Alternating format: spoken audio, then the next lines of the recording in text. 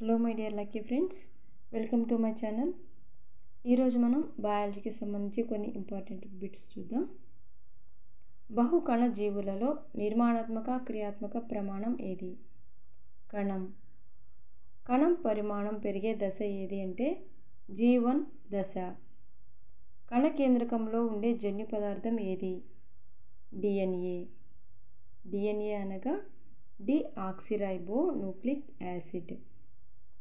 శరీర కణాలలో జరిగే విభజన ఏది అంటే సమవిభజన. లైంగిక కణాలలో జరిగే విభజన ఏది అంటే క్షయకరణ విభజన. అంటే సంయోగ బీజాలు ఏర్పడేటప్పుడు జరిగేటువంటి విభజన క్షయకరణ విభజన. DNA నిర్మాణాన్ని కనుగొన్న శాస్త్రవేత్తలు ఎవరు? వాట్సన్ అండ్ క్రిక్లు.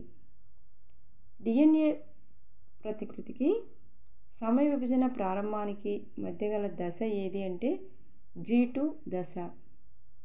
DNA సంశ్లేషణ జరిగే దశ ఏది అంటే S దశ. సమయ విభజన జరిగే దశ M దశ. ఎప్పటికీ విభజన చెందే శక్తి లేని కణాలు ఏవి అంటే గుండె, మెదడు కణాలు.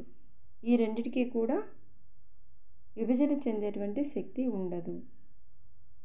రెండు కణ విభజనలకు మధ్య గల దశ ఏది అంటే అంతర్దశ.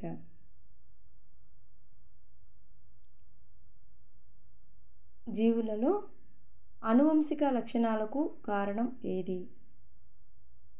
ఆన్సర్ని కామెంట్లో తెలియజేయండి. Thank you for watching.